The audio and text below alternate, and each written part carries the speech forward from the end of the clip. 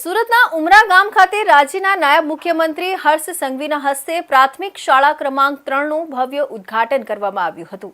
આ પ્રસંગે હર્ષ સંઘવીએ શાળાની મુલાકાત લઈ વિદ્યાર્થીઓ સાથે સંવાદ સાધ્યો હતો। ડિજિટલ બોર્ડ, સ્માર્ટ ક્લાસરૂમ અને આધુનિક સુવિધાઓથી સજ્જ આ શાળા જોઈને તેઓ પ્રભાવિત થયા હતા। જો કે આગામી સ્થાનિક સ્વરાજની ચૂંટણીઓનો માહોલ ગરમાયો છે, ત્યારે આ મંચ પરથી તેમણે રાજકીય નિશાન સાધવાનું પણ ચૂક્યું ન હતું।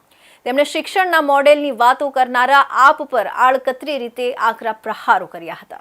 હર્ષ સંઘવીએ શિક્ષણ મોડેલનો પ્રચાર કરનારા ઉપર આકરા પ્રહાર કર્યા હતા। તેમણે જણાવ્યું હતું કે કેટલાક લોકો શિક્ષણની મોટી વાતો કરે છે, પરંતુ હકીકતમાં તેઓ શિક્ષણના બજેટનો ઉપયોગ બીજા રાજ્યોમાં પોતાની તસવીરો સાથેની જાહેરાતો આપવામાં કરે છે।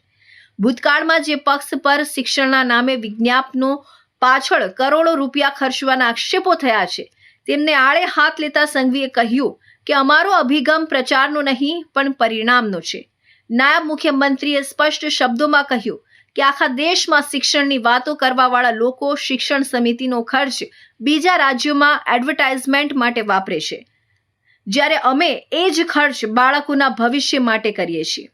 તેમણે ઉમેર્યું કે ભાજપ શાસિત મહાનગરપાલિકા એ સુનિશ્ચિત કરે છે કે ટેક્સના પૈસાનો એક રૂપિયો વિદ્યાર્થીઓના સ્પોર્ટ્સવેર, પૌષ્ટિક ભોજન અને અત્યાધુનિક સુવિધાઓ પાછળ ખર્ચાય, નહીં કે નેતાઓના ફોટા ચમકાવવા પાછળ।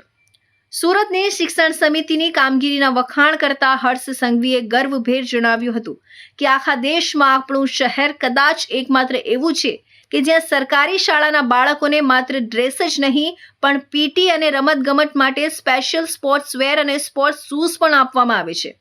આ વ્યવસ્થા પાછળનો હેતુ એ છે કે ગરીબ અને મધ્યમ વર્ગના બાળકને ખાનગી શાળા જેવો જ અનુભવ મળે અને તેનામાં લઘુતા ગ્રંથિ ન આવે। શિક્ષણના વ્યાપારીકરણ અને મોંઘી સ્ટેશનરીના જમાનામાં સરકારની ભૂમિકા સ્પષ્ટ કરતા તેમણે કહ્યું કે બાળકના માતા પિતાને શિક્ષણનો કોઈ વધારાનો આર્થિક બોજ ન વેઠવો પડે, તેની તકેદારી અમે રાખીએ છીએ। સ્કૂલ બેગથી લઈને સ્ટેશનરી અને પુસ્તકો સુધીની તમામ વ્યવસ્થા મહાનગરપાલિકા દ્વારા કરવામાં આવે છે। જ્યારે અન્ય લોકો માત્ર ફ્રીની વાતો કરે છે, ત્યારે અમે ગ્રાઉન્ડ લેવલ પર સુવિધાઓ ઊભી કરીને વાલીઓનો વિશ્વાસ જીત્યો છે।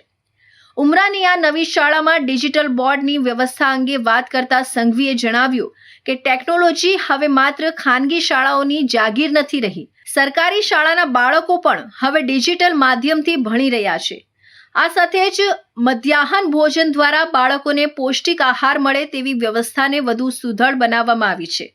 શિક્ષણ અને સ્વાસ્થ્ય બંનેના સંગમથી જ એક સક્ષમ નાગરિક તૈયાર થઈ શકે છે, તેવો મત તેમણે વ્યક્ત કર્યો હતો।